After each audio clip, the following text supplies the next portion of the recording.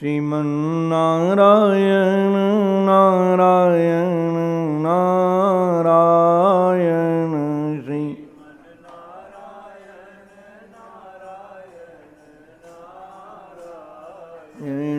श्रीमन्नारायण नारायण नारायण श्री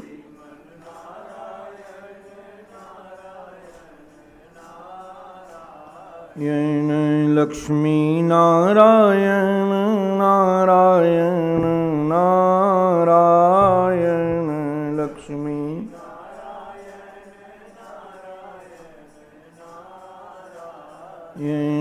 लक्ष्मी नारायण नारायण नारायण लक्ष्मी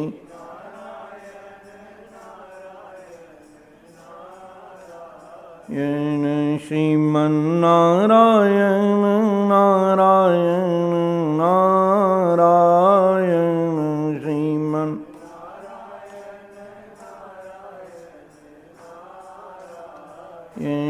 श्रीमन्नारायण नारायण नारायण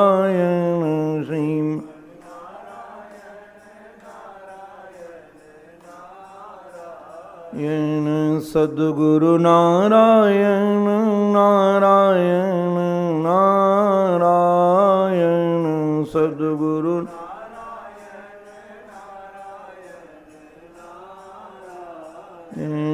सद्गुरु नारायण नारायण नारायण सद्गुरु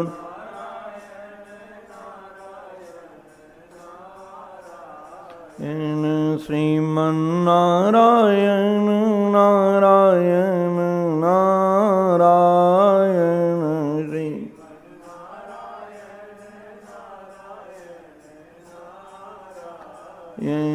राम नारायण नारायण नारायण राम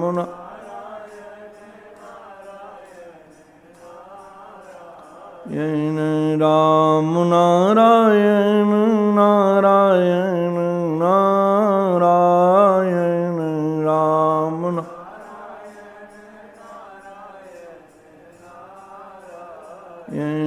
श्रीमन्नारायण नारायण नारायण श्रीमन्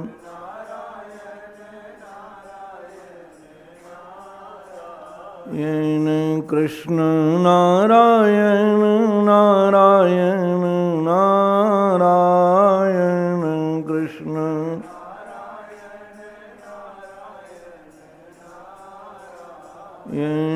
कृष्ण नारायण नारायण नारायण कृष्ण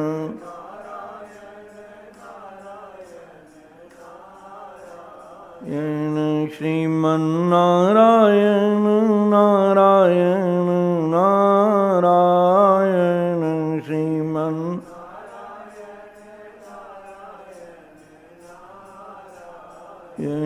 श्रीमन्नारायण नारायण नारायण श्रीमन्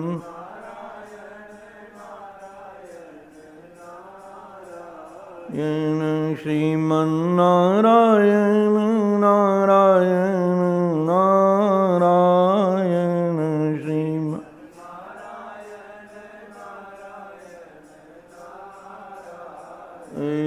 बोलो भक्तवत्सल भगवान की सद्गुरुदेव भगवान की श्री वृंदावन बिहारी लाल की जय जय श्री राधे जय जय श्री राधे जय जय श्री राम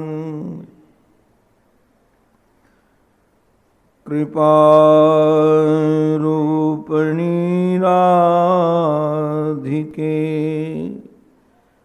श्यामा प्राणाधार कृपा करो श्री राधिके मेरी ओर निहार। भानु दुलारी राधिके सुन लो मेरी पुकार। दीन पात की श्रवण को न पालनहार। दीन पात की श्रवण को न पालनहार। जीवन धन जीवन सर्वस्व श्री प्रिया प्रीतम लाल के युगल पावन पवित्र चरणारविंदों में साष्टांग प्रणिपात। परमादरणी प्रातस्मरणी अनंत श्री समलंकृत श्री सद्गुरुदेव भगवान के युगल पावन पवित्र चरणारविंदों में बारंबार वंदन। परमादरणी पूज्य वैष्णव रत्न अमरषि भरतशरण जी महाराज, परमादरणी पूज्य संत वृंद, पूज्य विद्वत वृंद, भगवत कथानुरागी भक्त वृंद एवं मातृशक्ति, आप सबके रूप में अपने मनमोहन की ही अनेकानेक आकृतियों का दीदार करता हुआ आप सबके भी पावन चरणों में मैं बारंबार वंदन करता हूँ।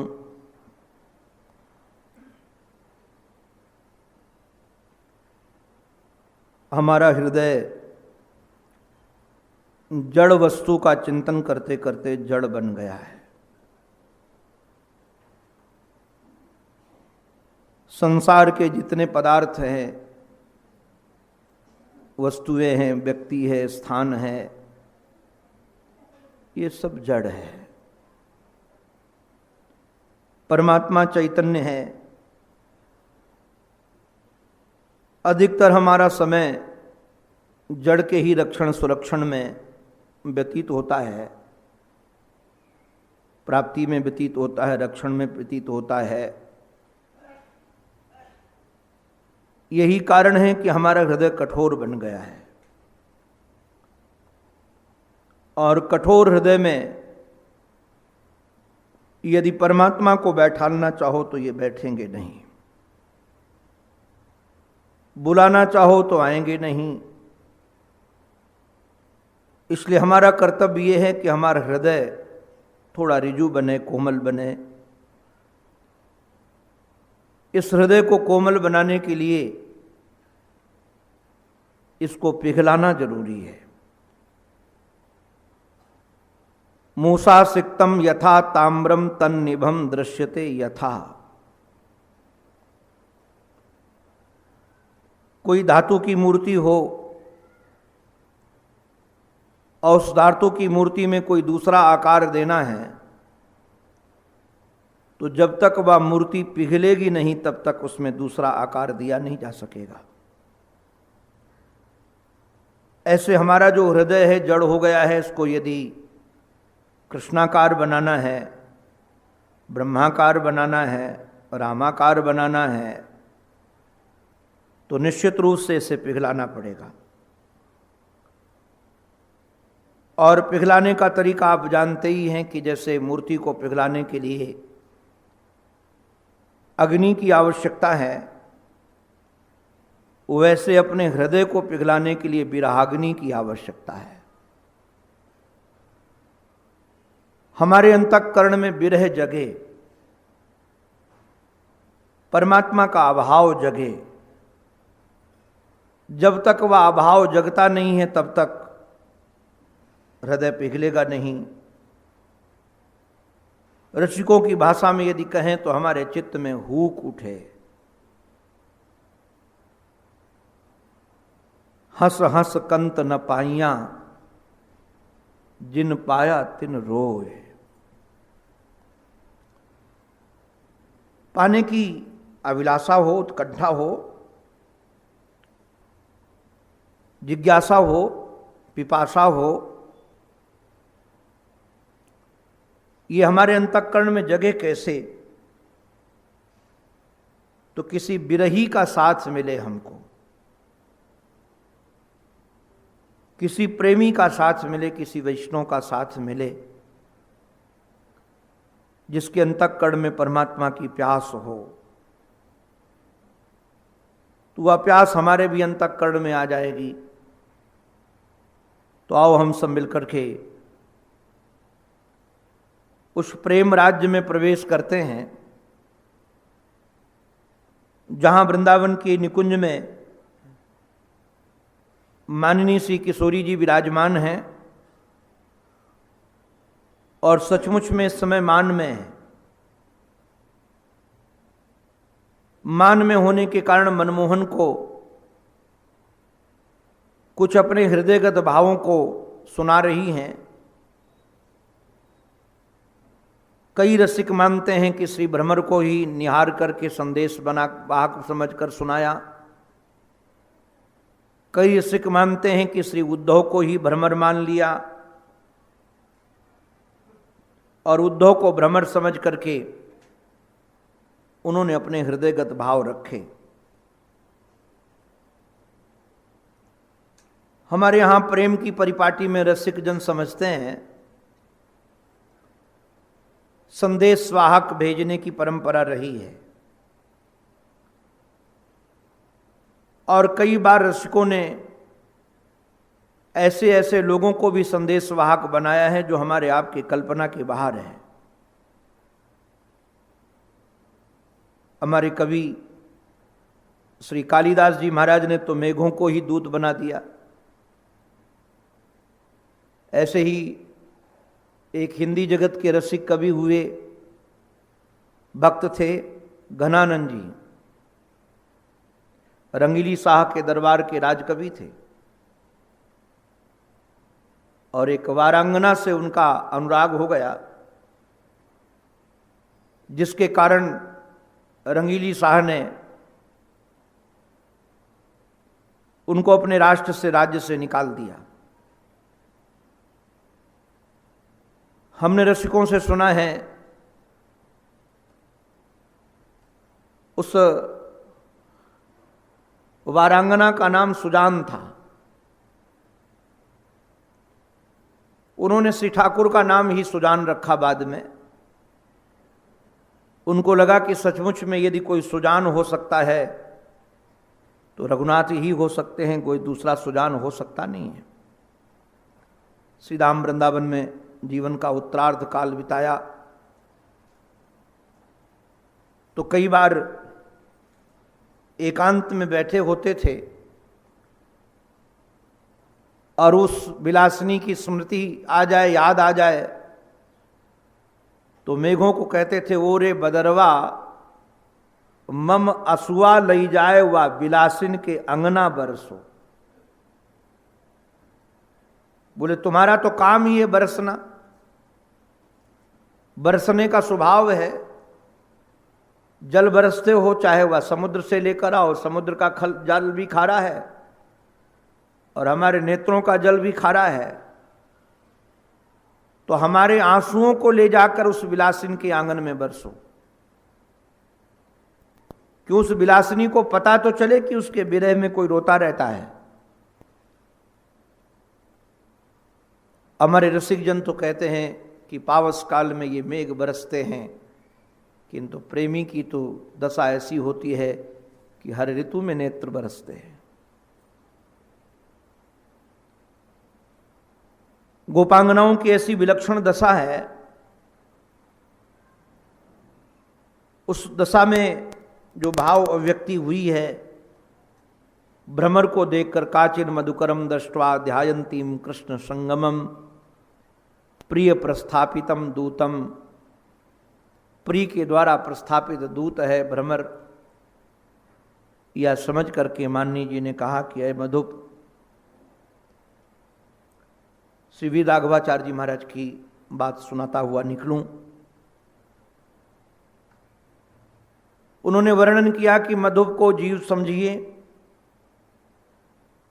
और जीव को श्रुति उपदेश देती है, मानो कि है जीव,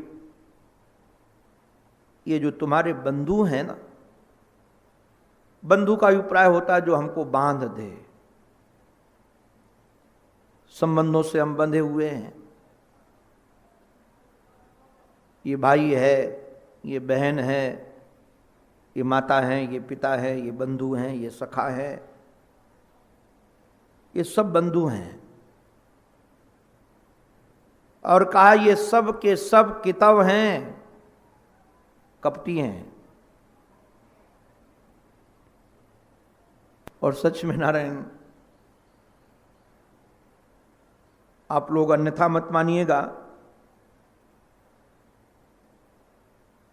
इस संसार में आपको प्रेम करने वाला कोई भी नहीं है। अगर ये भ्रम हो कि आपको कोई प्रेम करता है तो अब की बार ये भ्रम गंगा मैया में, गंगा दशहरा के दिन विसर्जित कर देना। कोई भी प्रेम करने वाला नहीं। नवारे कामाय प्रिया प्रिया भवती, श्रुति कहती है कि प्रिया इसलिए प्रिय नहीं है कि प्रिया है, प्रिया इसलिए प्रिय है कि प्रिया से सुख मिलता है। कोई भी संबंध क्यों न हो, यदि आपको वहां से रस मिलना बंद हो जाए तो आपकी प्रीति समाप्त हो जाएगी। इसलिए सब कितव हैं। भले कहते हैं कि हम तुमसे बहुत प्रेम करते हैं, वो हमारे महात्मा पहले लोग एक ग्रंथ रखते थे, वैसे तो बंबई छापा से प्रकाशित हुआ है, पहले संत लोग लगभग रखते थे उसको। उस ग्रंथ का नाम है ज्ञान वैराग्य प्रकाश। छोटा कलेवर है ग्रंथ का, हमने बचपन में उसको बहुत पढ़ा है। और सचमुच में संसार के संबंधों से यदि वैराग्य करना हो तो साधु के थैले में पैसा भले न हो, किंतु ऐसे ग्रंथ जरूर होने चाहिए कि जहां संसार से राग होता नजर आने लगे तो तुरंत खोलकर पढ़ लो तो सच्चाई पता चल जाएगी। उसमें वर्णन है कि एक नवयुवक संत के पास समीप ज्यादा जाता था तो माता पिता घबराए कि कहीं बाबा जी का रंग इस पर न चढ़ जाए, तो कहा जल्दी से इसका ब्याह कर दो। चाहे कितना छोरा बिगड़ा हुआ हो, ब्याह हो जाता है तो सब बड़े बड़े वो, हमारे यहाँ जब बैल को खेत में जोतते हैं, बछवा हो, और जब महाराज आता है उसके नीचे तो बड़े बड़े चंचल सब ठीक हो जाते हैं। तो कहा या को ब्याह करो। हमारा छोरा का ब्याह हो गया और ब्याह हो जाने के बाद उसने संत के समीप जाना ही छोड़ दिया। किंतु भैया ध्यान रखना, ये साधुओं का खेल बड़ा विलक्षण होता है, ये जल्दी पकड़ते नहीं हैं और यदि पकड़ लें तो जन्म जन्म तक छोड़ते भी नहीं हैं। हमने तो गुरुजनों से यहां तक सुना, आत्मदेव को पकड़ा साधु ने, आत्मदेव को इस जन्म में वैराग्य नहीं हुआ, साधु नहीं करा पाए, तो मर करके भी गोकर्ण बन करके काम करा करके गए वापस। जब तक महाराज ऐसे नहीं तो ऐसे सही, जब पिटाई होगी तब वैराग्य होगा, तब बात कहेंगे। अभी लगता है कि बहुत सुख है तो देख लो, नजारा देख लो। तो महाराज एक दिन संयोग से वह नवयुवक संत को मिल गया। उन्हें कहा कहो भाई योगेश क्या बात है, वाना छोड़ दिए? बोले महाराज पत्नी इतनी सुंदर आई है और इतना प्रेम करती है, इतना प्रेम करती है, आपको मैं क्या बताऊं।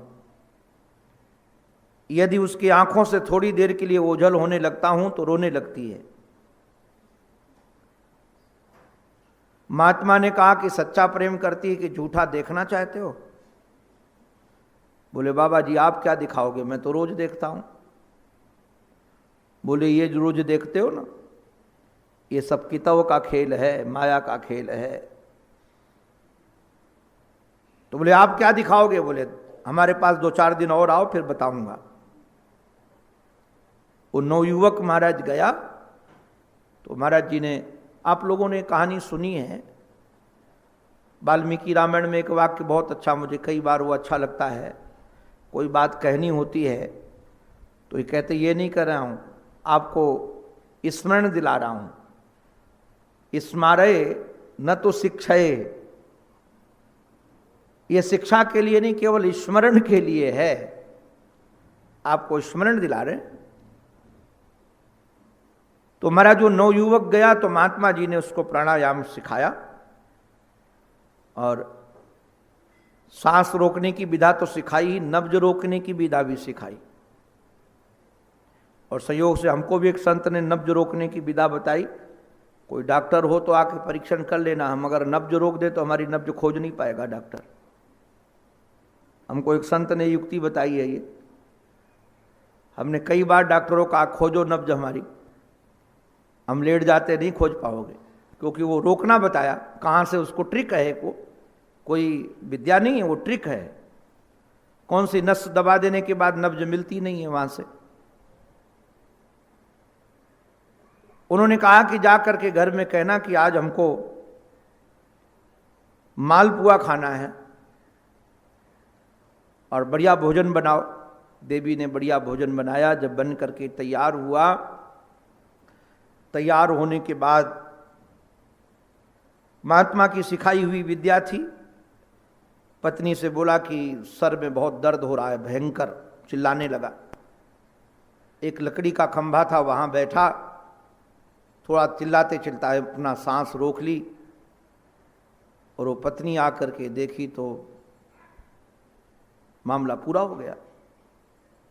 विचार करने लगी क्या करूं, थोड़ा रोई तो सही। फिर कहा कि अगर सबको अभी बुलाती हूं तो अभी तो 12-1 बज रहा है दोपहर का, आएंगे इकट्ठा होंगे तो शाम तक तो लाश जाएगी नहीं, फिर जाएगी तो सब घर में आ जाएंगे तो खा भी नहीं पाएंगी।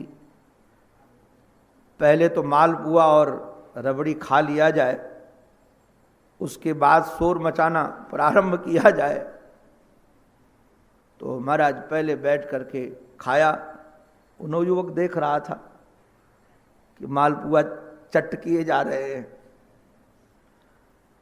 और उसके बाद रोना प्रारंभ किया। तो जो विधि होती है, सब लोग आए, बड़ा अच्छा था, चला गया, बहुत कम उम्र में चला गया। संयोग से वो लकड़ी का खंभा था, उसमें उसने पैर फंसा रखा था। तो जब व्यक्ति का शरीर पूरा होता है, अगर महात्माओं में तो बैठा देते हैं व्यक्ति को, क्यों समाधि देनी है। गृहस्थों में सीधा लिटा देते हैं, क्योंकि अगर सीधा लिटाएंगे नहीं तो फिर हाथ पैर कड़े हो जाएंगे। तो उसको लिटाने वाला कोई था नहीं, तो पैर फंसा रह गया। तो कहा भाई लाओ कुल्हाड़ी, इस लकड़ी के खंभे को काट करके इसका पैर निकाला जाए। तो पत्नी रोती हुई आई, बोले अब खंभा बनाने वाला तो चला गया, अगर ये खंभा कट जाएगा तो फिर दूसरा घर में कौन बनाएगा, कोई है नहीं। अब इनका शरीर तो जलना ही है, आप खंभा मत काटो, इनका पैर काट दो। पैर काट दो। जो पैर काटने का नंबर आया तो जग गया, कहा कि मैं ठीक हूं। ऐसे अपने यहां से जो गीता प्रेस से भी एक ग्रंथ निकला, एक लोटा पानी। महाराज ये छोटे छोटे ग्रंथ हैं किंतु बड़े, उसमें कई ऐसी ऐसी कथाएं हैं, और उन कथाओं का स्थान भी सच्ची कथाएं हैं। जब तो गई एक लोटा पानी, अच्छा, उसमें भी बहुत अच्छे अच्छे दृष्टांत थे। हमने तो उसको कम से कम 10 बार पढ़ा होगा। अच्छा, हमको ये पता नहीं था कि जब तक हो गई वो। जी जी,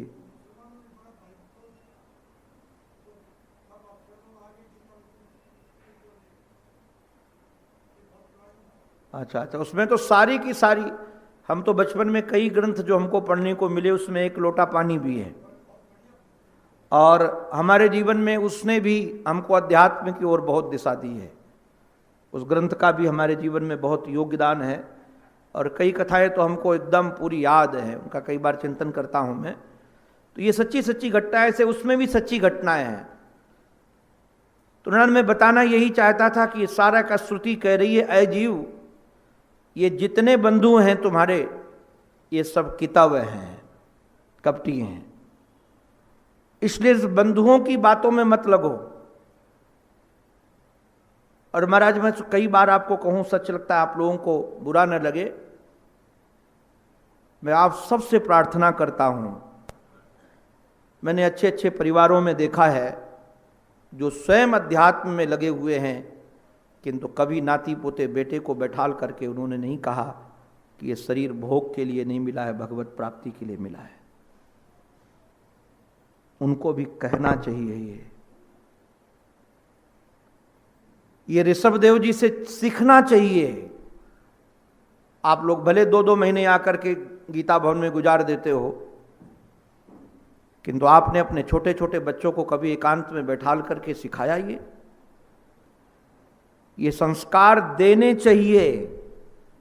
अब जब वो 20-22 साल के हो जाते हैं, 25 साल के हो जाते हैं और तुम्हारी बात नहीं मानते हैं, तब सोचते हो कि अब इनको सिखाएं हैं। वो सिखाने का समय बिल्कुल नहीं है, बचपन में सिखाना चाहिए। कारण क्या है, आप लोग अन्यथा मत मानिएगा, आज हम लोगों को बच्चों को अंग्रेजी स्कूल में पढ़ाना पड़ेगा, क्योंकि हमको भविष्य में जीना है।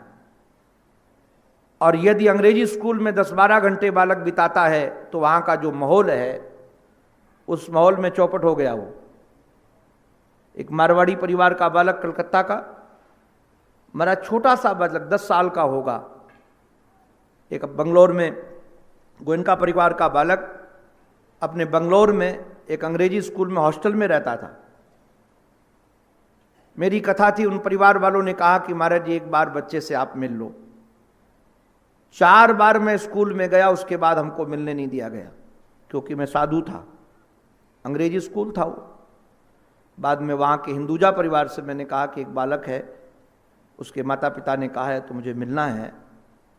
तो हिंदुजा परिवार का उस स्कूल में प्रभाव था, हमको सुबह 8 बजे उस बालक से मिलने का समय दिया गया। तो वो बच्चा, कमरे में जाने का समय नहीं था, वो आया था भोजन करने के लिए, नाश्ता लेने के लिए। उसको बताया गया कि स्वामी जी ऐसे कोई तुम्हारे से मिलने आए हैं। तो भोजनालय के सामने वो बच्चा आया, एक हाथ में डबल रोटी लिए था, एक हाथ में अंडा लिए था कच्चा। आश्चर्य हुआ मुझे। हमने कहा बेटा खाते हो? बोले हाँ, यहां दिया जाता है। तो हमारे संस्कारों को तो चौपट किया ही जा रहा है। तो अगर हम स्कूल से नहीं बचा सकते तो कम से कम बच्चों को संस्कार देने चाहिए। मैं तो कई बार अभी लोगों को कहने लगा हूं कि ज्यादा देर नहीं, 15 मिनट आप घर में एक समय ऐसा बनाओ। आप सबसे प्रार्थना है कि कोई ग्रंथ वाचन हो और घर के सदस्य सब बैठ करके सुने। छोटा सा कलेवर हो, दादी की कहानियां चली गईं, इसलिए कम से कम संस्कार बालकों को मिलें, ये बहुत आवश्यक है, क्योंकि संस्कार ही हमारे जीवन को सुखी रख सकेंगे। भौतिकवाद के इस दौड़ में अगर हम अपने अध्यात्म को नहीं बचा पाए तो भविष्य में बच्चे जानेंगे ही नहीं। निवेदन इतना ही था। यहां गोप श्रुतियां कहती हैं, अरे जीव, तुम इन संबंधियों से सावधान रह करके, सजग रह करके, इनके प्रेम में न फंस करके, अपने को 3.5 हाथ का शरीर न समझ करके इन श्रुतियों का आशीर्वाद स्वीकार करो कि तुम स्वयं परमात्मा के ही मित्र हो। तुम्हारा संबंध अरे गहरे नथु खैरे से नहीं है। और यदि ये आशीर्वाद, ये हमारी आज्ञा तुम नहीं सुनोगे तो तुम्हारी विडंबना होगी। सकृतधर सुधाम स्वाम मोहिनीम पायित्वा सुमनस इव सद्यस्त्यजेस्मान भवाद्रिक परिचरति कथम तदपाद पद्मम तु पद्मा ह्यपिवत हृत चेता उत्तम श्लोक जल्पैहि। वैसे तो सीधा साधा अर्थ यही है इसका। एक बार उन्होंने अपनी अधर सुधा पिला दी, जिससे हम मोहिनी अधर सुधा को पी करके उन्हीं की हो गई। जैसे भ्रमर पराग पी करके पुष्प का परित्याग कर देता है, वैसे कृष्ण भ्रमर ने भी हमें अपना अधरामृत पिला करके हमारा परित्याग कर दिया। सुमनस इव सद्यस्तेजेस्मान भवाद्रिक, तुम्हारे जैसे ही मानो भ्रमर ने धीरे से गुनगुनाते हुए कहा कि माननी जी, यदि उनमें इतने दोष हैं, वो कपटी है, और भी आप जो जो उनके बारे में कह रही हैं, तुम्हें जबरदस्ती तुम्हारा धर्म नष्ट कर दिया अदर सुधा पिला करके,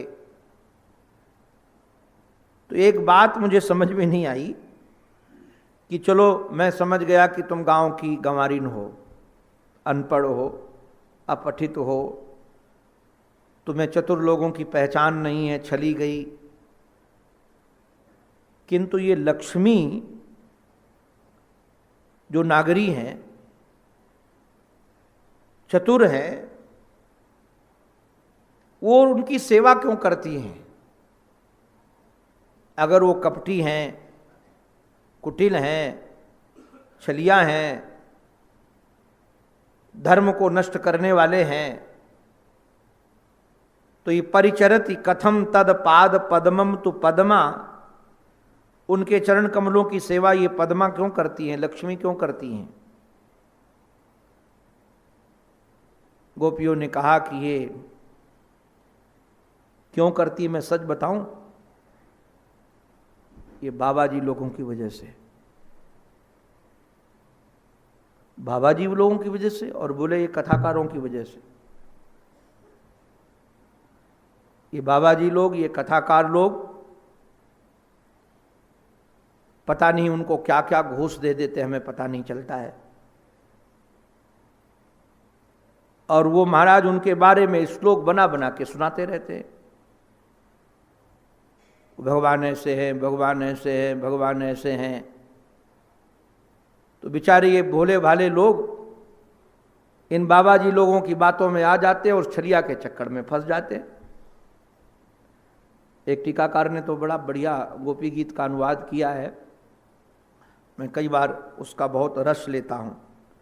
ऐसे से रसीले रसीले भाव हैं गोपी गीत के। उसमें जो श्लोक है जिसमें कथा की महिमा गाई गई है, तव कथामृतम तप्त जीवनम कवि भिरीडितम कलमशापहम, तो कवि भिरीडितम इड्य स्तुतौ, ये कवियों के द्वारा जो स्तुति गाई गई है, तो बोले कवि लोग पता है क्यों गाते हैं? वो हमारे विद्वान बड़ी बढ़िया बात कहते हैं, बोले कवि लोगों का दोष नहीं है इसमें, इन सेठों का दोष है। का सेठों का क्यों दोष है? बोले ये लोग पैसा दे दे करके कवियों से खूब गवाते हैं। हमारे महाराज जी तो कहते थे कि जो ये खूब 3 घंटे 4 घंटे बैठ करके वो भगवान की करुणा, कृपा, दया, वैराग्य की बात सुनाते, तो जब ये विदाई लेने लगे उस समय इनको दक्षिणा न दो, फिर देखना ये कौन सी राम कथा सुनाएंगे कि कृष्ण कथा सुनाएंगे। तो जो कथा सुनाएंगे वो कथा सच्ची होगी। तो कहा कि इन लोगों ने उनको दे दे करके गवाया है, भाई पैसा मिला तो गीत गा दिए गए। और हमारे महाराज जी तो बताते थे कि जब हमको तो ये दर्शन करने का अवसर नहीं मिला, जब बड़े बड़े शास्त्रार्थ होते थे काशी में, हमारे आदरणीय श्री खेमका जी को तो अवसर मिला है। मैं एक दिन पूछा कि आपने तो ये सब देखा होगा, तो महाराज जी हमारे बताते थे कि बड़े बड़े विद्वान जब आते थे, बोले हम अपने गुरु जी के साथ जाते थे वहाँ जब विद्यार्थी थे, तो विद्वान बोलते थे कि खंडन करना है कि मंडन करना है। अब ये जो रखा गया, पहले खंडन का बता दो या मंडन का बता दो, आप जो चाहो सो करवा लो, ये सही को गलत करवा लो, गलत को सही करवा लो। और विद्वता में ये सामर्थ्य है भी, श्लोक को इधर से उधर अर्थ कर दो, उधर से इधर अर्थ कर दो। तो कहा ये जो विद्वान लोग, कवि लोग गाते हैं, वो केवल उनको पैसा दे दे के गवाया गया है, उनमें कुछ है नहीं। तो ये गोपियां भी कहती हैं उत्तम श्लोक जलपई ही। ये उत्तम, भाई संतों की बात तो सब लोग मानते हैं उत्तम है, और इनकी आज्ञा मानते हैं। संत लोग कहते हैं भगवान बड़े करुणालय हैं, बड़े कृपालु हैं, बड़े दयालु हैं, उनके जैसा तो कोई दुनिया में है नहीं, सबसे ज़्यादा अपने से प्रेम करने वाले हैं। अब ये दुनिया के लोगों ने तो उनको देखा नहीं है, तो सोचते हैं कि महात्मा जी कह रहे हैं तो निश्चित रूप से ये बात सही होगी, और वो मान करके लोग भजन करने लगते हैं उनका। किंतु हम जानती हैं कि वो कैसे हैं, क्योंकि मेरे से ज़्यादा उनके बारे में कौन कोई दूसरा जान सकता है। हैप्पीवत हृत चेता उत्तम श्लोक जलपई ही, अथवा दूसरा अर्थ बोले हैं तो नंबर 1 के कपटी, किंतु मीठी मीठी बातें करते हैं। उत्तम श्लोक जलपई माने मीठी मीठी बातें, कि तुम हमारी सर्वेश्वरी हो, तुम हमारी प्राणेश्वरी हो, तुम हमारे जीवन सर्वस्व हो, तुम्हारे बिना तो मैं जी नहीं सकता हूं। ये सब जो मीठी मीठी बातें, इन मीठी मीठी बातों के कारण ही हम उनमें फंस गई हैं। ये जल्पित भाव है। जल्पित भाव का अभिप्राय इसमें होता है, एक तो प्रभु की निर्दयता का वर्णन होता है कि वो निर्दयी हैं, और दूसरा उसमें साठ्य का वर्णन होता है कि कैसे सट हैं, तीसरे उनकी चपलता का वर्णन होता है। तो इसमें यही वर्णन किया गया है कि वह निर्दयी इसलिए हैं कि एक बार सुधा का पान करा दिया तो वह मरेंगी नहीं, तड़प तड़प करके जीती रहेंगी, क्योंकि अमृत पीने के बाद व्यक्ति मरता नहीं है, और पिला करके छोड़ दिया तो अब तड़पते रहो। ये उनकी निर्दयता है। महाराज इस बात को उन्होंने बड़े अच्छे ढंग से रखा है।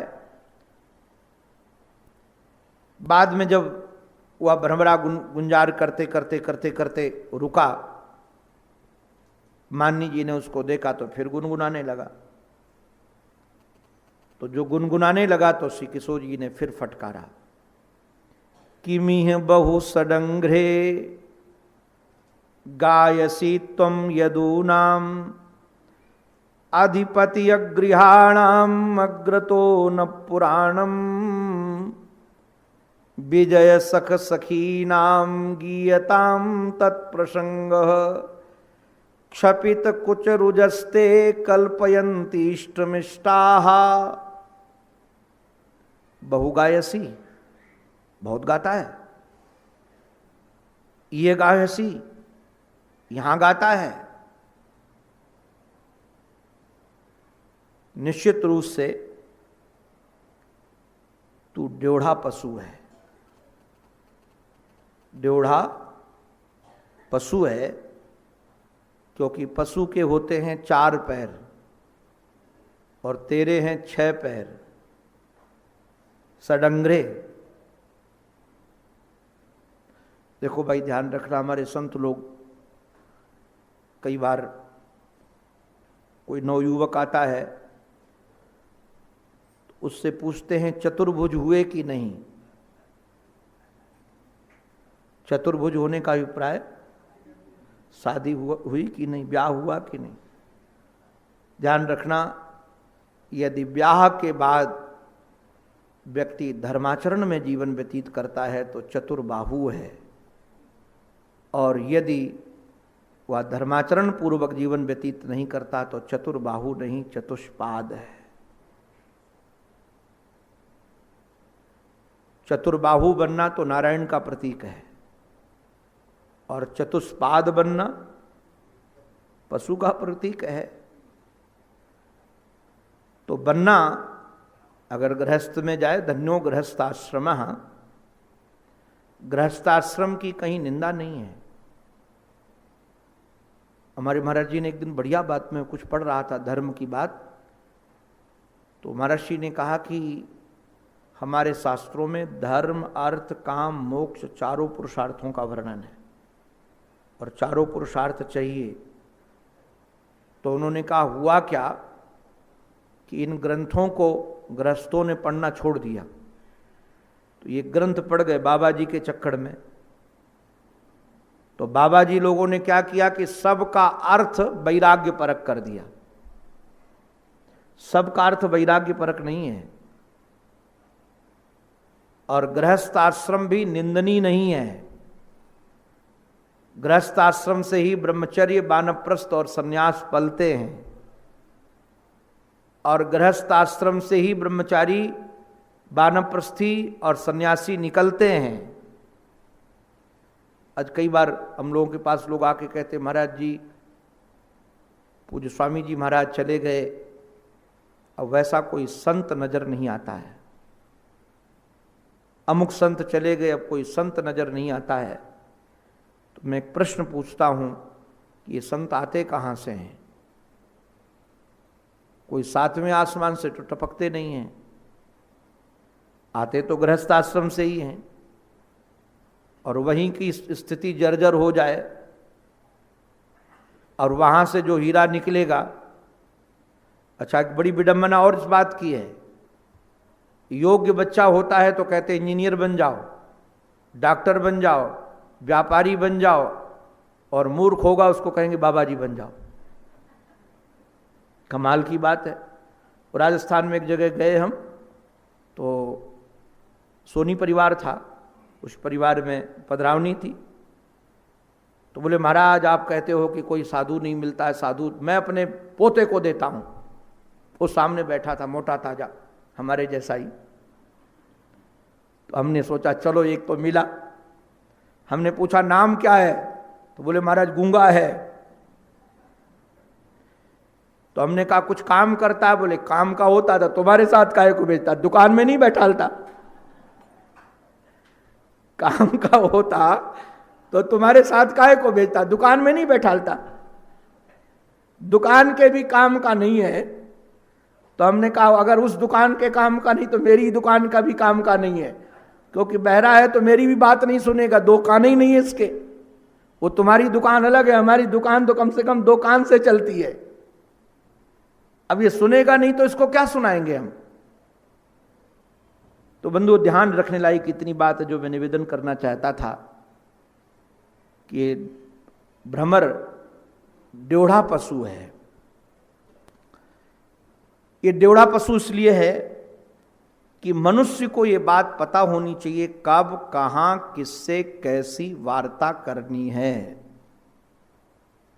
धर्म की मर्यादा ऐसी है नारायण, किसी का शरीर पूरा हो गया हो और उसकी सूचना आपको देने की दायित्व बने, किसी के घर जाओ,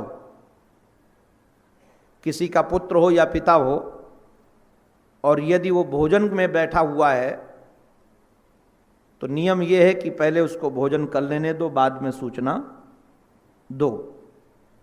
क्योंकि सूचना दोगे तो उसके बाद तो प्रसाद पा नहीं सकेगा, तो प्रसाद की उपेक्षा होगी। और व्यवहारिक बात यह है कि दिन भर बेचारे को उसमें रहना पड़ेगा, तो पेट में कुछ होगा तो अच्छा रहेगा।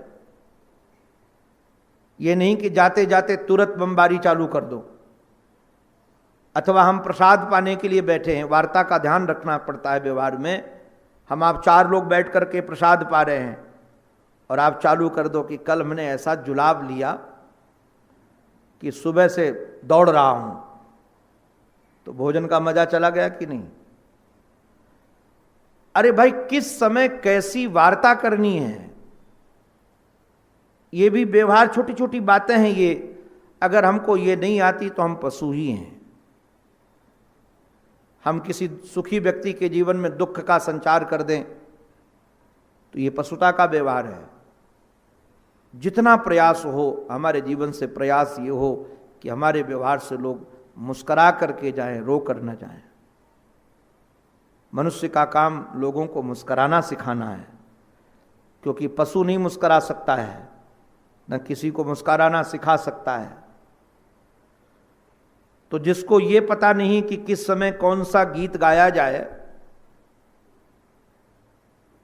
तो उसको क्या कहा जाए? बोले मैं जानती हूं कि तुम भौरे हो, भ्रमर हो, और भ्रमर को गीत गाना अच्छा लगता है, तुम गीत गाने के अभ्यस्त हो, किंतु कम से कम ये तो ध्यान दो कि किस सभा में कौन सा गीत गाया जाए, किस सभा में कौन सा गीत गाया जाए। भौरे ने कहा कि माननी जी, मैं तो जो गीत गाता हूं परमात्मा के वही गीत गाता हूं। बोले हमारी जैसी दुखनियों के समय सामने, जिसके पास घर नहीं है, अगृहाणाम अग्रतः, जिसके पास घर नहीं, द्वार नहीं, खाने का ठिकाना नहीं, उसके सामने तुम राजाधिराज की चर्चा सुना रहे हो कि उसके घर में ऐसा भोजन बनता है, उसके घर में ऐसे ऐसे लोग रहते हैं। इस वैभव को सुनाने से क्या हमको सुख मिलेगा?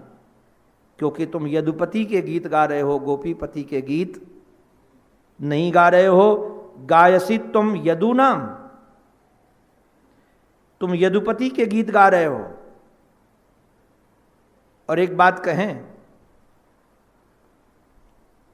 जिसके कारण घर छूटा, जिसके कारण परिवार छूटा, जिसके कारण धर्म छूटा, जिसने सब कुछ हमारा छुड़ा करके दर दर का भिखारी बना दिया, आज उसी भिखारी बनाने वाले के राजा की कहानी सुना रहे हो कि तुम्हारा तो घर छुड़ा दिया, तुम्हारा तो परिवार छुड़ा दिया, तुम्हारे तो बंधु छुड़ा दिया, और हम तो राजा बन गए, अब तुम रोती रहो। उसकी कहानी सुना रहे हो। तो उन्होंने कहा चलो उसकी कहानी नहीं सुनाते। तो भगवान के थोड़ा रूप माधुरी का वर्णन प्रारंभ किया कि उनकी चाल बड़ी मस्तानी है, उनकी आंखें बड़ी रसीली हैं। बोले ये सब पुरानी बातें बंद करो, न पुराणम, ये सब पुरानी गाथा से हम परिचित हैं, कोई नई बात सुनानी हो तो सुनाओ। भ्रमर ने कहा कि हमारे पास नई तो कुछ है नहीं। तो कहा वैसे तो एक बात कहूं, जब तक कोई सलाह न पूछे तब तक सलाह नहीं देनी चाहिए। हमारे यहां तो यह भी कि जब तक कोई प्रश्न न पूछे तब तक उत्तर भी मत दो। शास्त्र ये भी कहता है कि यदि प्रश्न पूछे और वो योग्य हो तो उत्तर दो, नहीं मौन रहो। तो मैं जानती हूं कि तुमने हमसे पूछा नहीं है, किंतु मैं बिना पूछे तुमको एक बात बता देना चाहती हूं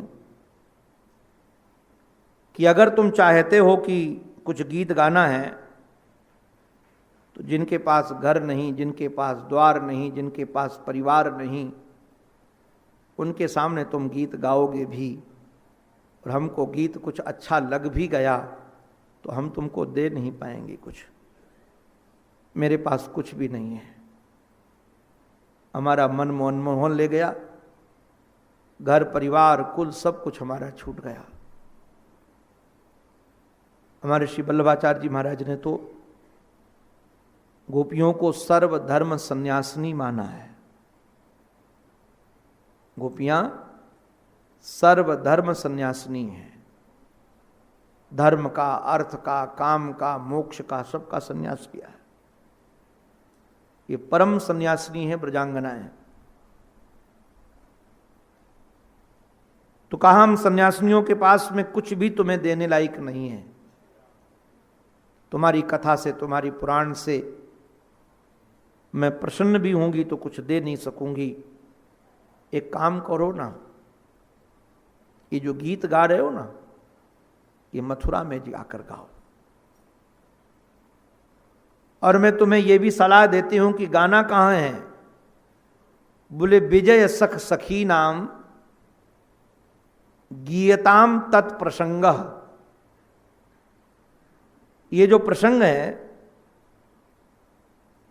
इस प्रसंग को उनको जाके सुनाओ जिनके संग परमात्मा है। ये प्रसंग उनको सुनाओ कि जिनके साथ में श्री कृष्ण है संग में। और इस समय तो विजय जिनके संग में है, वो जिनके संग में है, तो कहा विजय के, महाराज विजय किसके संग में है?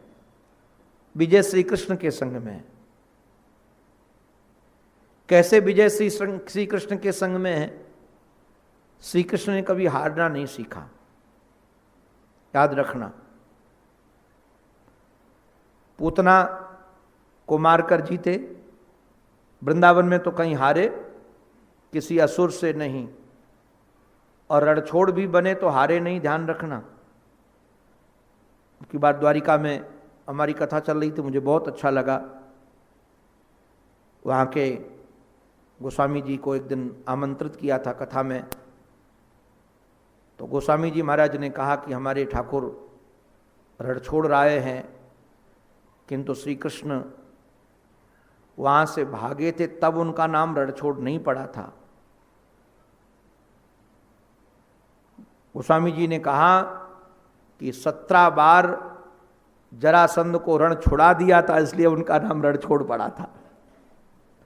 अच्छा लगा, क्योंकि अपने पक्ष वाली बात थी। और हमारे महाराज जी तो कहते थे कि श्री कृष्ण भागे भी तो कायरता से नहीं भागे थे, वीरता के साथ भागे थे।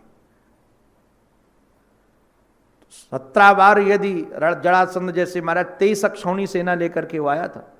महाभारत में 18 अक्षौणी सेना थी, और 1-2 बार नहीं 17 बार उसका रण छुड़ाया। बार बार उसको रण छोड़कर भागना पड़ा, हार कर भागना पड़ा, इसलिए वो रणछोड़ हैं। तो मानो विजय जिसके साथ सदा रहती है। और दूसरी बात और भी एक और है, वैसे तो अभी अर्जुन का नाम 10 नामों में से एक अर्जुन का नाम विजय भी है, अर्जुन का नाम है विजय, किंतु अभी तो अर्जुन सखा के रूप में इनको मिले नहीं है। तो सखा के रूप में मिले नहीं, तो अभी कैसे कहने लगी कि विजय सख, जिनके विजय सखा हैं। बात यह है, वियोग में ताप के साथ साथ प्रकाश होता है, वियोग में ताप के साथ साथ प्रकाश होता है। तो जो भविष्य में भी घटना घटने वाली हैं, वो भी घटना उनको स्फुरित हो जाती। जैसे गोपी गीत में बाद की घटनाओं को भी ले लिया है, बाद की घटनाओं को भी उन्होंने संकेत किया गोपियों ने। ऐसे ही विजय सख सखी नाम। और बात नारायण विजय किसकी होती है?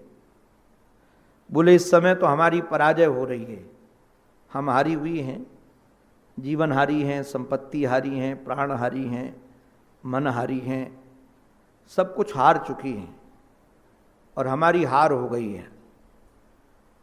तो हारे हुए व्यक्ति के साथ रहने से कोई विजय मिलने वाली है नहीं।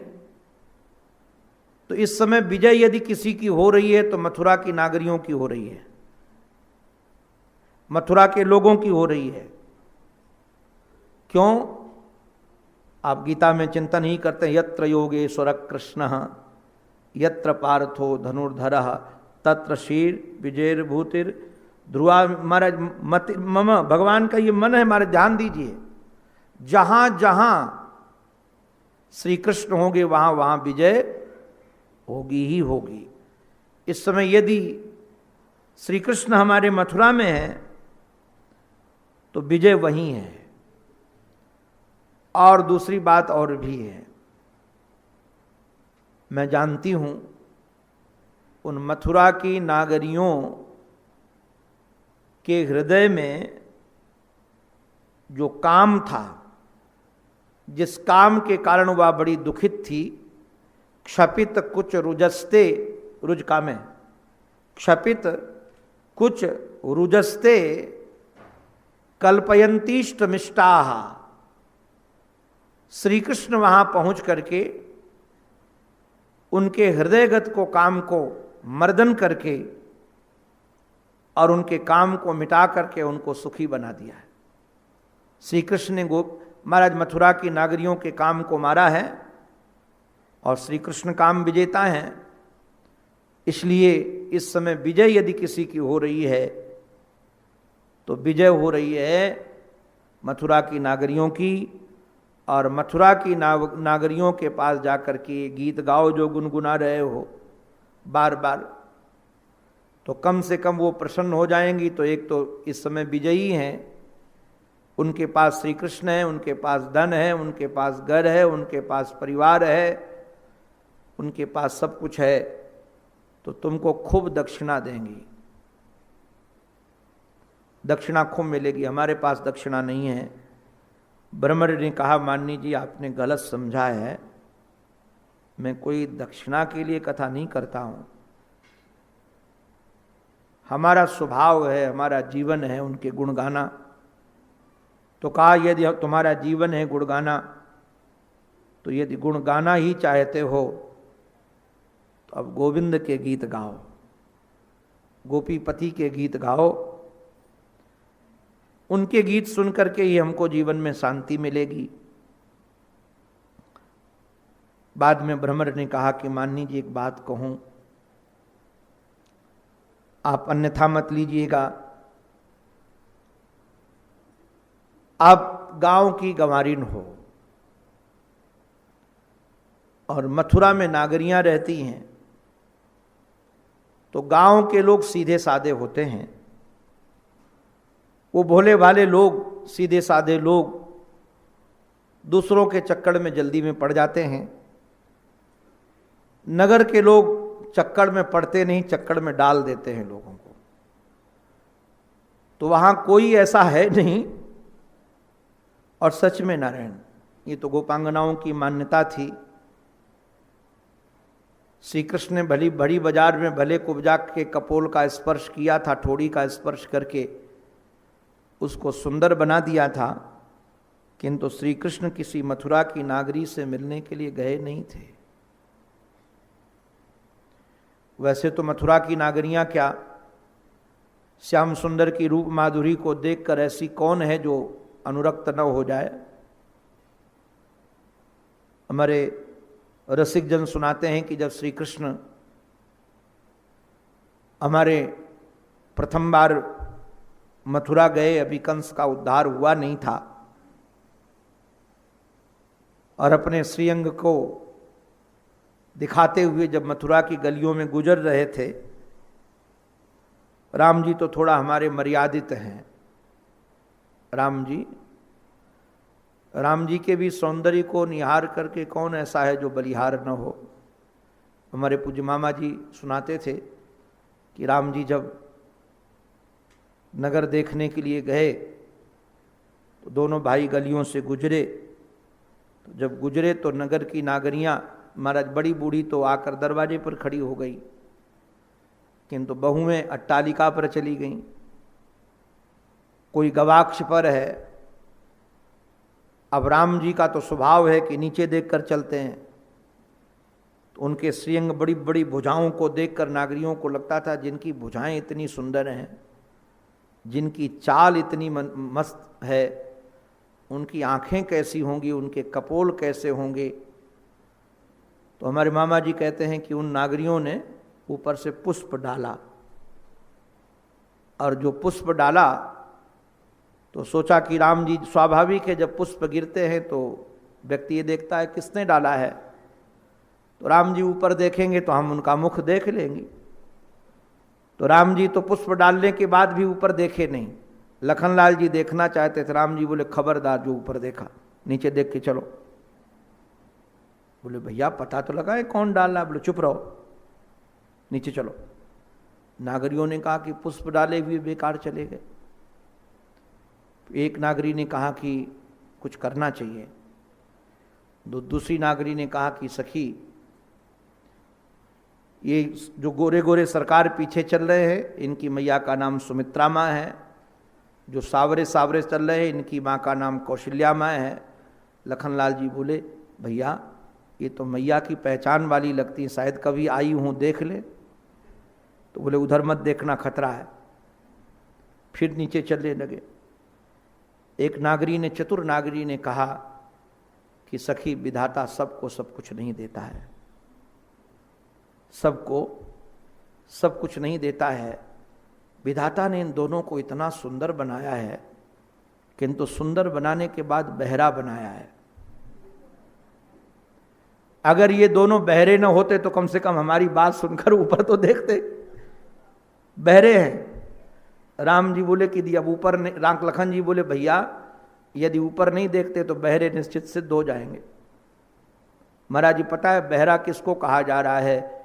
जो बिनु पग चले, सुने बिन काना, कर विधि कर्म करे विधि नाना, आनन रहित सकल रस भोगी, बिन बानी बकता बड़ जोगी। ये तो नागरियां कह सकती हैं। तो कहा कि भैया ऊपर देखना चाहिए। बोले बिल्कुल नहीं देखना। तो हमारे पूज्य मामा जी कहते नागरियों को लगा कि अब तो कुछ चला नहीं, तो सामने आकर खड़ी हो गई और आकर बोली ओ सांवरे सरकार, तुमको अपने रूप का बड़ा गुमान है। ये जो तुम्हारे लोढ़ा से गाल है ना, लोढ़ा से गाल, बोले तुम्हारे लोढ़ा से गाल से ज्यादा सुंदर तो हमारे किशोरी जी के चरण हैं, और तुमको इतना अभिमान है। महाराज उस प्रसंग को तो मामा जी सुनाए तो क्या कहना है। वो तो सुनकर के रस बरसता था। मामा जी का संबंध ऐसा था, किशोरी जी के भाई थे वो, तो अपने पक्ष की बात तो इतने बढ़िया ढंग से रखते थे वो। हम कई बार उनका स्मरण करते हैं पूज्य मामा जी का। अद्भुत अद्भुत विलक्षण स्वभाव और विलक्षण प्रतिभा किशोरी जी की देन थी। तो कहा कि तुम्हारे जो लोढ़ा से गाल हैं इनसे कई गुना सुंदर हमारी श्री किशोरी जी के चरण कमल हैं, और तुमको विश्वास न हो तो कल आ जाना पुष्पवाटिका में। निमंत्रण दे करके चली गई। तो मैं निवेदन इतना ही आप सबके सन्मुख करना चाहता था कि श्री कृष्ण के सौंदर्य को, क्या राम जी के सौंदर्य को जो एक बार निहार ले वो उनका हो गया। और मैं सच कहूं, अगर कवितावली रामायण के आधार पर कहा जाए तो इतना ही कहूंगा, अवलोकि हो सोच विमोचन को, ठगी सी रही जे न ठगे धिकते। भगवान के स्वरूप को निहार करके जो बलिहार न हो जाए, अपना सर्वस्व निछावर न कर दे, तो उसको कोई धन्यवाद नहीं है, उसको धिक्कार है। तो महर्षि भ्रमर ने कहा कि तुम गांव की गंवारिन, सीधी साधी भोली भाली, तुम तो पड़ गई चक्कर में, किंतु हाँ मथुरा की नागरी कोई चक्कर में पड़ने वाली नहीं है। किंतु सचमुच में मथुरा की नागरियां में निवेदन कर रहा था कि दीवानी थी श्री कृष्ण की हमारी। तो जब वो गली से गुजरे तो सब नागरियां खड़ी होकर के निहार रही थी। संध्या का समय था। तो एक बहू नई नई आई थी, वो आटा लगा रही थी। वो गई नहीं सास के डर की वजह से कि क्या देखना है। तब तक उसकी ननद दौड़ कर आई, भाभी भाभी ये तो जिंदगी भर का काम है, एक बार निहारो ना, क्या चाल शान अलवेली है, गज लाज रहे मस्ते मस्ते, जिसने देखा रूप माधुरी, अनमोल बिके सस्ते सस्ते, एक बार निहारो ना। तो बेचारी वो नागरी बहू दौड़ी, और दौड़ करके जब आई ना, दरवाजे पर खड़ी हो गई। तो संयोग ये बना कि आतुरता में होत है चातुरता की हान, उस बहू को घूंघट काढ़ना भूल गया। यहां तक घूंघट मारा साड़ी थी, उत्तरी था। तो सास ने देखा, महाराज सास को पता नहीं पूरे घर का बोझा खोपड़ी में होता है। सास ही नाम ही सास है, जिसके पूरे खोपड़ी में बोझा हो। तो उसने देखा रे तो इज्जत का सवाल है, मेरी बहू ऐसे खड़ी हो गई आकर दरवाजे पर, तो दौड़ करके गई, कहती अरी बहू भई बावरी लाज न आवे तोय, तू बावरी हो गई, तुझे लज्जा नहीं आती है? कहा क्या है? बोले मुख खोल बाहर खड़ी नाम धरे सब लोग। बोले तू मुख खोल करके बाहर खड़ी है, सब लोग हमारा नाम बदनाम करेंगे। बहू ने कहा कि सास जी कछुक दोष नहीं सास जी, नाम न धरी है कोय, इसमें कोई दोष नहीं है, कोई नाम बदनाम नहीं करेगा। कहा क्यों नहीं करेगा? बोले बात यह है जिस रास्ते से नंद नंदन गुजर रहे हों उनको निहारना छोड़कर मुझे कौन निहारेगा। कछुक दोष नहीं सास जी, नाम न धरी है कोय, नंद नंदन को छोड़कर कौन निहारिए मुँह, मुझे कौन निहारेगा। वो तो तुम्हारा दुर्भाग्य है कि तुम उनको निहारना छोड़कर मुझे निहार रही हो। देखो ना कैसी चाल है, कैसी मुस्कान है। तो श्री कृष्ण की अनुरागिनी तो मथुरा की नागरी तो थी ही, ऐसा नहीं कि नहीं थी, किंतु भ्रमर की बात है, भाव भरी बात है कि उन्होंने कहा कि तुम गांव की हो इसलिए भोली भाली हो गई, और नगर के लोग भोले भाले होते नहीं। महाराज एक बार हमने स्वयं देखा, हमारे आदरणीय श्री राम ज्ञान जी पांडे जी उनसे परिचित हैं, हमारे महाराष्ट्र के रसोईया थे जयराम चतुर्वेदी चौबे जी। जब बहुत शरीर वृद्ध हो गया, शायद उनके जीवन की वो लास्ट परिक्रमा थी, मेरे से बोले ब्रह्मचारी जी मैं चल नहीं पाता हूँ, मुझे एक बार वृंदावन की परिक्रमा करवा दो, और हमारा मन है कि मैं परिक्रमा लगाऊं। कई घंटे में परिक्रमा लगी थी पंडित जी की।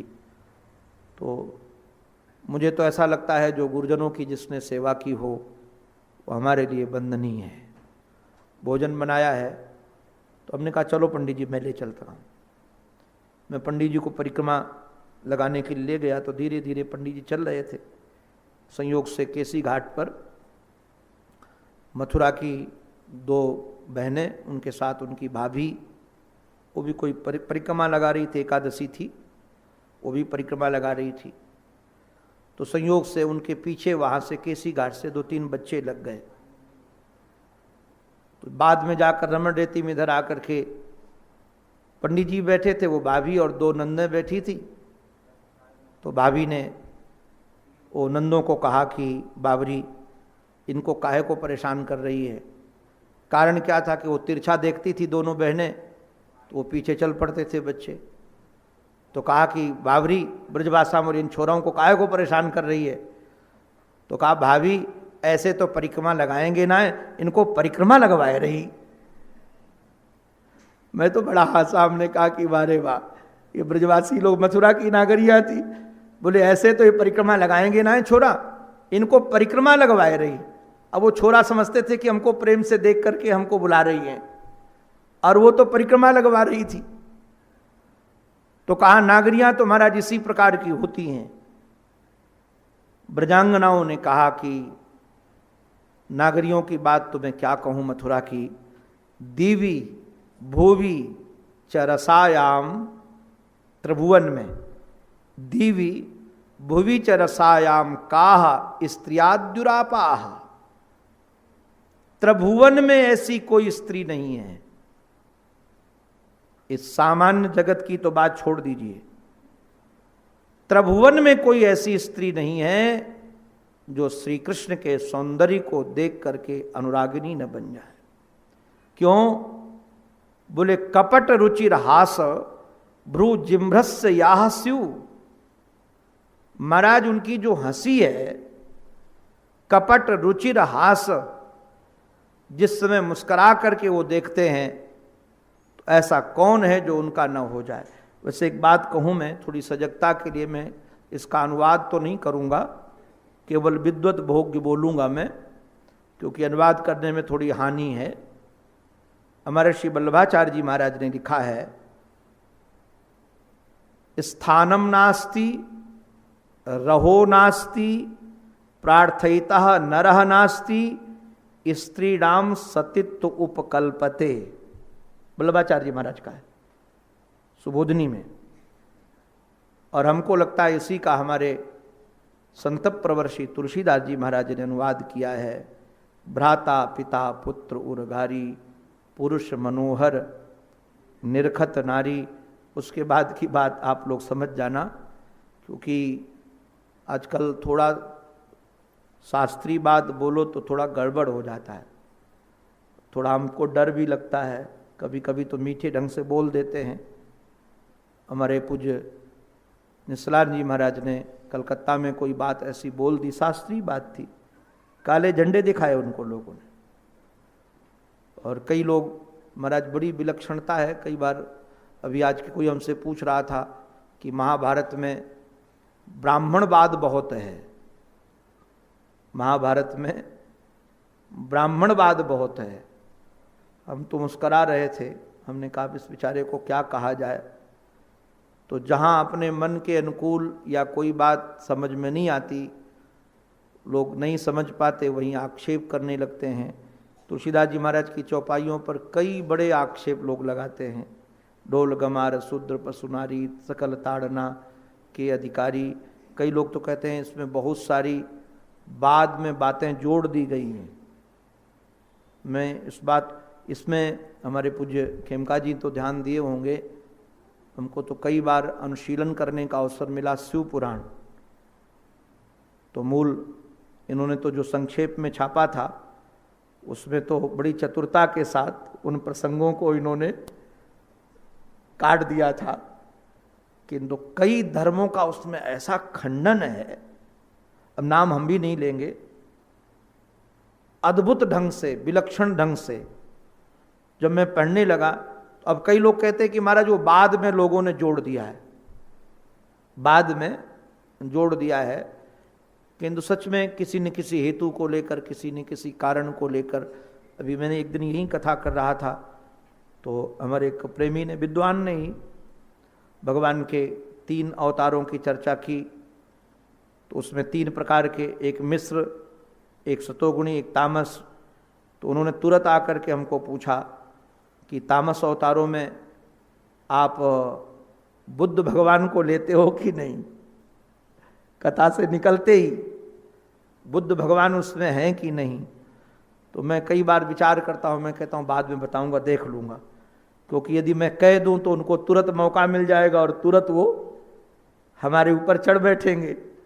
तो मैं तो अपने को बचाने के लिए कह देता हूँ कि अभी मैं शास्त्र देख लूँगा, तब उसके बाद में बताऊँगा। तब तक उनका भी आवेग शिथिल हो जाता है, और आवेग शिथिल हो जाता है तो अपने बच जाते हैं, झगड़े से बच जाते हैं। तो मैं निवेदन इतना ही कर रहा था, ये समझने लायक है। कई चीज़ें हमारे आचार्यों ने, विद्वानों ने, ऋषियों ने जो रिसर्च करके रखा है, वो निंदा के लिए नहीं है बंधुओं, ध्यान रखिएगा, वो सावधानी के लिए है। हमारे जीवन में प्रमाद राहित्य है। हमारे महर्षि कहते थे, भगवान के मोहिनी अवतार को देख करके भगवान शंकर काम विजेता यदि काम के अनुचर बन जाते हैं, तो इसका अभिप्राय ये मत समझो कि शंकर काम से हार गए।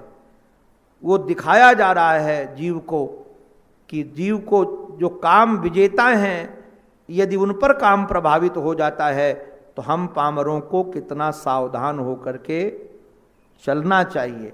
जैसे कोई तरुण व्यक्ति कहीं काई लगी, फिसल कर गिर गया गंगा जी के घाट में, तो इसका अभिप्राय यह है कि हम जो बुजुर्ग हैं, कमजोर हैं, उनको वहाँ सावधानी से स्नान करना चाहिए। ये नहीं कि वो तरुण गिर गया है तो हमको गिरने में क्या दिक्कत है, हम भी नाक के बल गिरेंगे। उस गिरने से शिक्षा लेनी है कि हमको यहाँ सावधान रहना है, हमको प्रमाद नहीं लाना है। इसलिए जो बातें ऐसी कही जाती हैं, उन बातों में सावधानी रखनी चाहिए कि हम सावधान रहें, क्योंकि सावधानी हटी दुर्घटना घटी।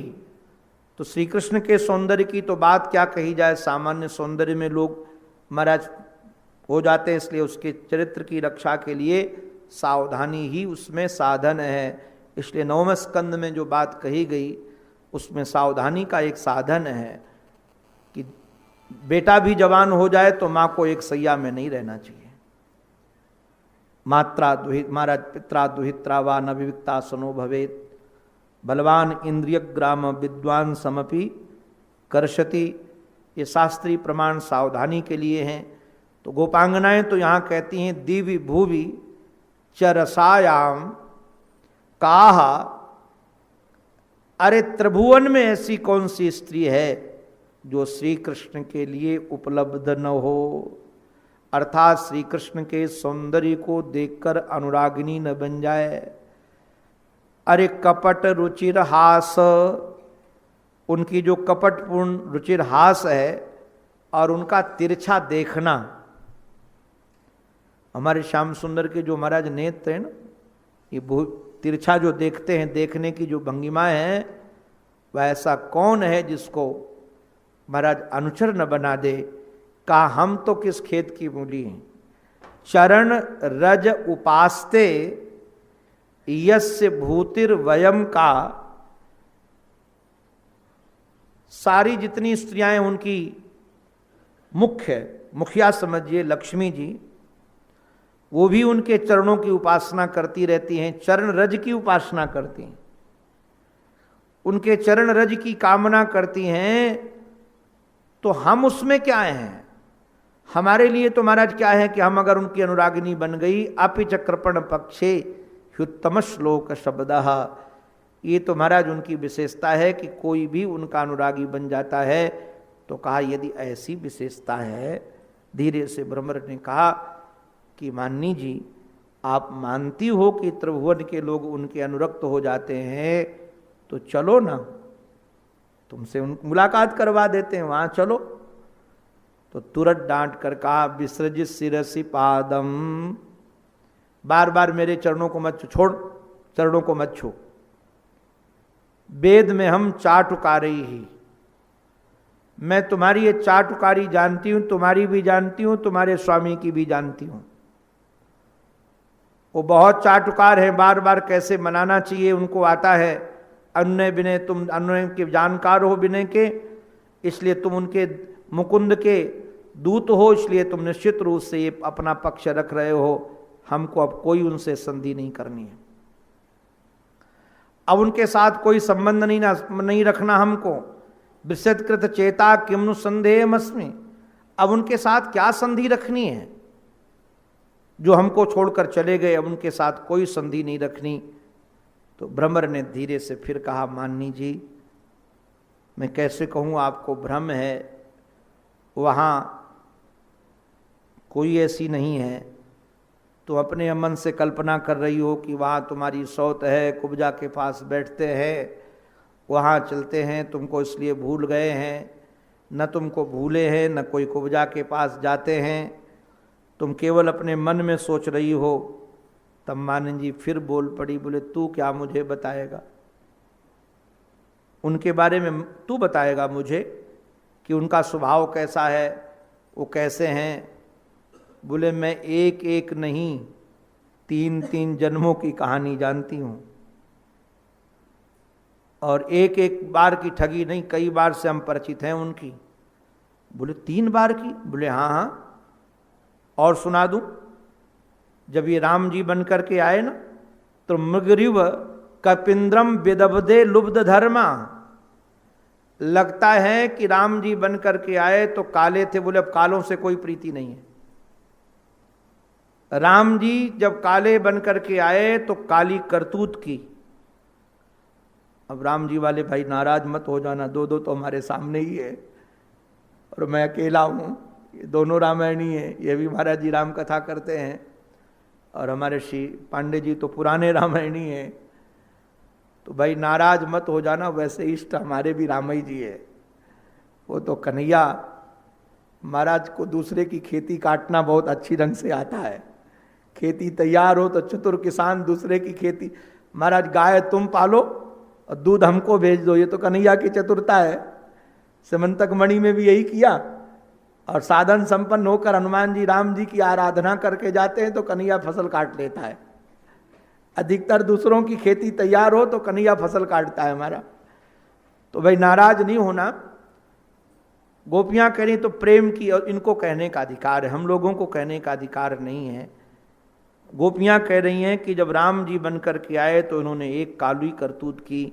क्या काली करतूत की? बोले यदि ब्याह नहीं करना था तो इतना सुंदर मेकअप करके क्यों घूम रहे थे कि किसी का भी मन आ जाए। अब उस बिचारी का आ गया सूर्पनखा का, उसने तो प्रस्ताव ही रखा और प्रस्ताव रख करके कहा कि तुम्हारे समान पुरुष नहीं, हमारे समान नारी नहीं, तो चलो कोई बात नहीं, अगर ब्याह न करते तो न करते, कम से कम उस बिचारी को ब्याह करने लायक तो रख दे। न तो ब्याह किया और न ब्याह करने लायक रखा। तो कहा क्यों? बोले स्त्री मकृत विरूपाम स्त्री जितक कामया नाम। वो तो स्त्री से जीते हुए थे। कारण क्या है? उन पर जानकी जी का पूरा राज्य था, उनसे डरते थे और डरने के कारण ये काम किया कि उस बिचारी के तो नाक कान कटवा दिए। अच्छा चलो कोई बात नहीं, मैं मान जाऊं कि उन्होंने ये काम किया राम जी बन करके, तो देखो बामन का अवतार लेकर के उस बिचारे बामन बलि के पास में ये छोटे से बन करके गए थे। बलि मपि बलि मत्वा, बलि के पास गए बामन बन करके। अब बलि को क्या पता था इस बामन के अंदर विराट छुपा है। एक हमारे संत कहते थे कि बड़े डब्बे के अंदर छोटा डब्बा आ जाता है, किंतु छोटे डब्बे के अंदर कोई बड़ा डब्बा रख सकता है? किसको पता था कि इस बामन के अंदर विराट छुपा होगा? विराट के अंदर बामन छुपा हो ये तो चलेगा, किंतु ये बामन के अंदर विराट छुपा है ये कैसे पता चले किसी को? और कहा उसका सर्वस्व ठग लिया। और पता है इनकी करतूत कैसी है? बोले कौवे के समान, कौवे के समान भांगछवत। क्यों? कौवे को यदि कोई बलि देता है ना, जो उसको बलि दे उसी के खोपड़ी में चोंच मारे। तो महाराज जो इनको प्रेम दे उसी को तड़फाएं। और इस समय तो हम देख ही रही क्या क्या उनकी लीला है। हमारे श्री सूरदास जी महाराज का एक पद है, बहुत प्यारा पद है। हमको इस पद को पाने के लिए बहुत पुरुषार्थ करना पड़ा। कितने लोगों से, रामस्वरूप शर्मा से भी पूछा, कई हमने सुना था ये पद और हमको सूरसागर में भी खोज रहे थे, मिला नहीं। फिर हमको एक रासदारी से ये पद मिला, बहुत प्यारा पद है तो सूर श्याम का। ऊधो कारे कारे सबहि बुरे, ऊधो कारे कारे सबहि बुरे, कारेन सो परतीत न कीजय, काले कारे विष से भरे। बोले जितने काले काले लोग होते हैं सब बुरे हैं। भैया यहाँ कोई कारे बैठे हो तो नाराज मत हो जाना, वैसे तो जहाँ मैं जाने वाला हूँ वहाँ कारे मिलते हैं हमको, अफ्रीका में मिलते हैं, यहाँ तो सब जो है वो कारे नहीं हैं जी, वो सांवरे हैं। तो हमारे सूर श्याम कहते हैं ऊधो कारे कारे सबहि बुरे, कारिन सो परतीत न कीजे, कारे विष से भरे। बोले कारों पर विश्वास मत करना, ये लोग विष से भरे होते हैं।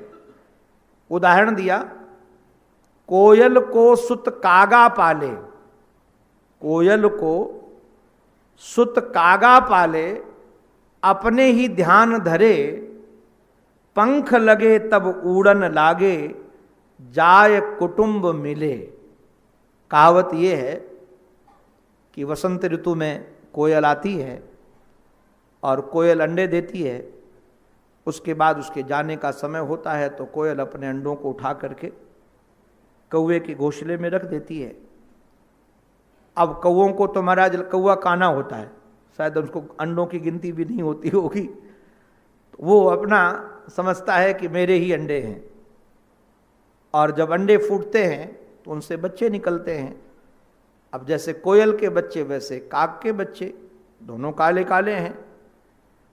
कौवा तो अपना बच्चा समझ करके ही उनको पालता है, किंतु जो पंख लगते हैं तो जाकर अपने कुटुंब में मिल जाते हैं।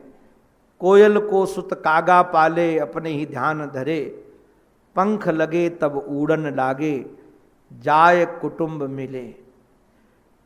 कारो अंजन देत द्रगन में, चरण पहले था बाद में कह दिया, कारो अंजन देत द्रगन में, गहरी चोट करे। वैसे ही आंखें चोट करती हैं, कटीली हों और फिर काजल लगा दिया जाए।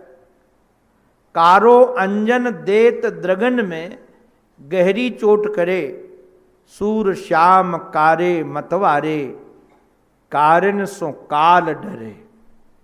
सूर श्याम कारे मतवारे, कारण सो काल डरे, उधो कारे कारे सब ही बुरे, कारण सो परतीत न कीजय, कारे विष से भरे। इसलिए कहा कि बस अब जो असित सख्य ही है, काले लोगों के साथ मित्रता अब हमको नहीं करनी है और उनकी कथा भी नहीं सुननी है।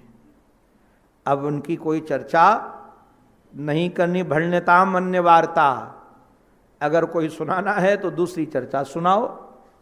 महाराज इस प्रकार से गोपांगनाएं भाव विह्वल हैं और श्री मान्नी जी भाव की उच्च दशा में विराजमान और प्रेम की परिचर्चा कर रही हैं। प्रेम की परिणति ऐसी उनके चित्त में है कि श्री भ्रमर को देख करके अपने हृदय के भाव अभिव्यक्त कर रही हैं।